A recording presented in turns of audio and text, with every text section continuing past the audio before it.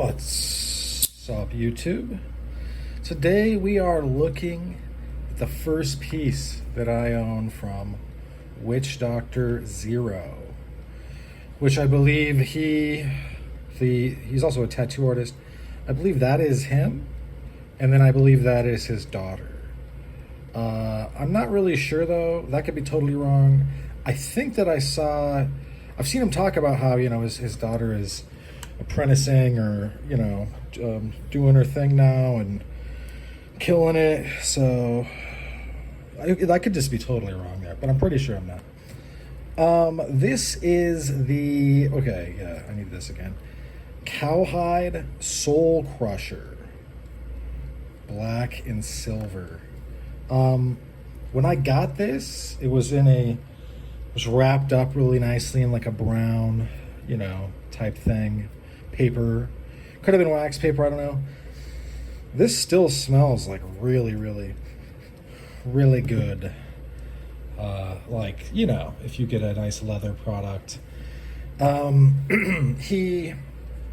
suggest that you follow him on Instagram, but he is... Oh, this came too. This came too, by the way. And this is really neat. I like this. I'm going to use this thing. It's awesome.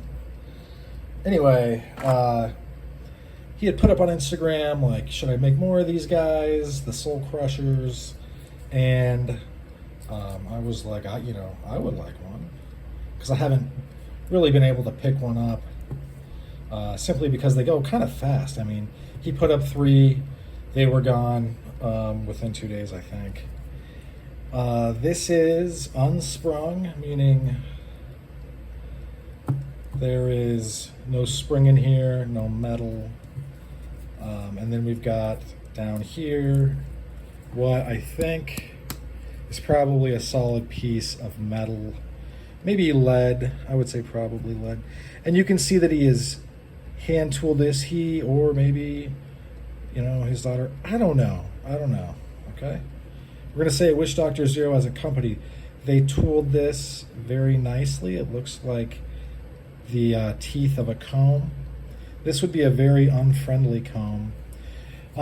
I think the Soul Crusher, the name of it, is probably a double entendre having to do with, like afros, their, soul, and then combs defeating the hair. Also, it could not be, I don't know, he's not like sketchy or anything, so don't take it the wrong way. It's really, I think, just humor and a neat name. I have no hair, so this is the perfect comb for me. This fits really, I would say really well in my back pocket. It'd be pretty easy to draw this and slap somebody upside the head. And I could have gotten, a scale out for weight. I didn't. Oh yeah, look at that. I'm going to keep this around simply because I think it's neat and I like his work. But this is his stamp. I don't think that anybody would doubt this is from him. We're going to take a closer look. Stitching looks really, really good.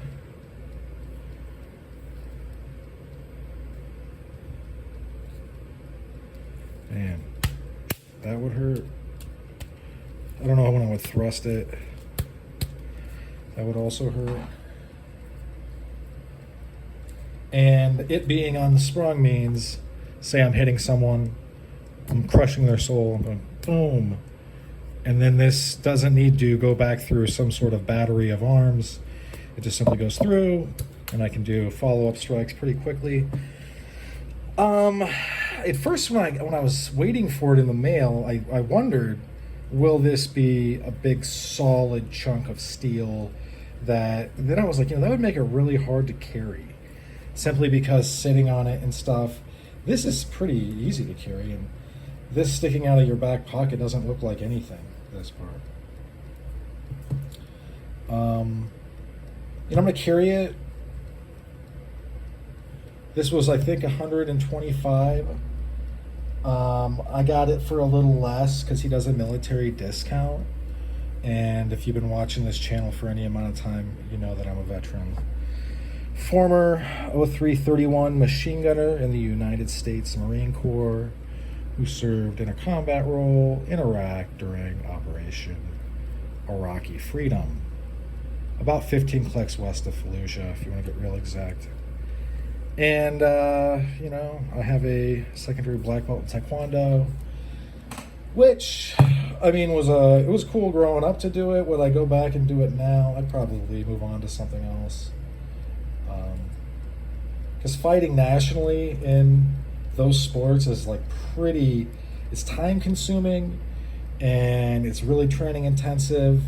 People you're going to fight are like incredibly flexible and will kick your head right off your shoulders. So it kind of stops being, unless you're really, really, really into it, it's not the most fun thing.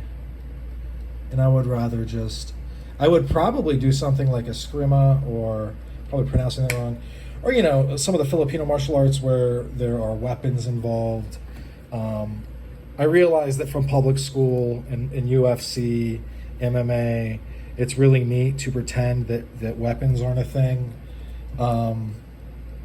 But, you know, I could be fighting really anybody, and I always carry mace. I can mace Brock Lesnar and then crack his skull with this, like quite literally. And then I would assume he would probably die. You know, that's probably too far for just a simple fist fight. But the point is that, okay, here's another example.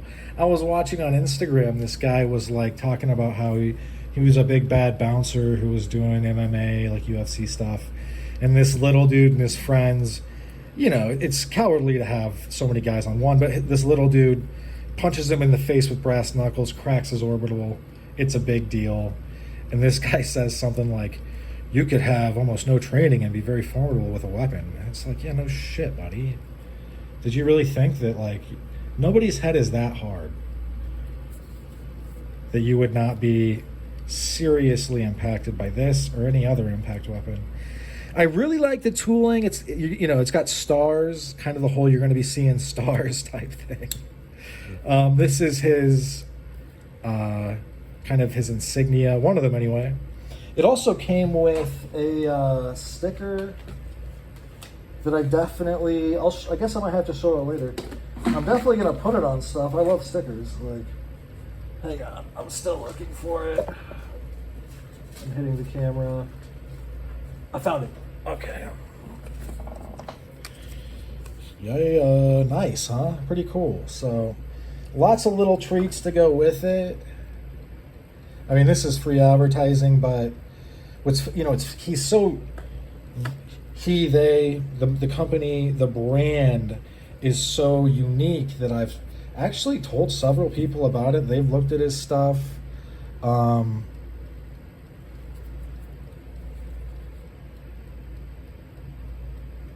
it's neat. It is a neat brand. Look at all that hand tooling.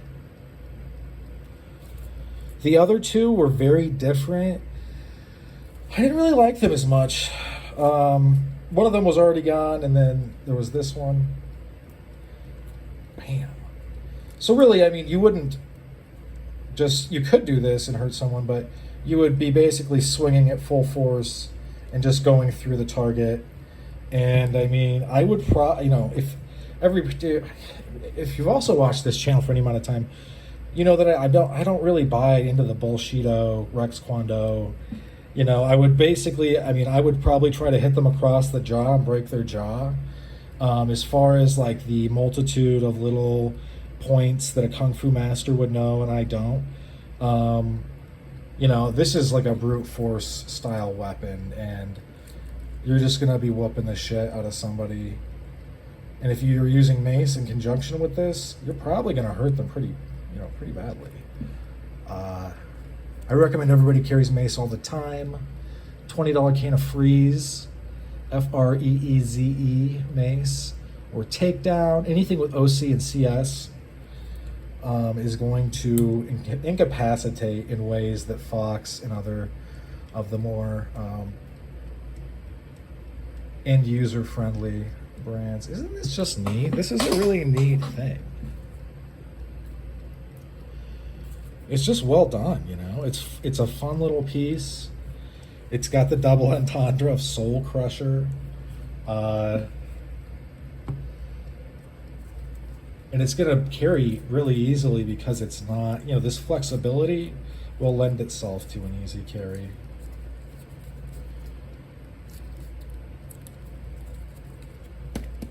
Yeah, that hurts.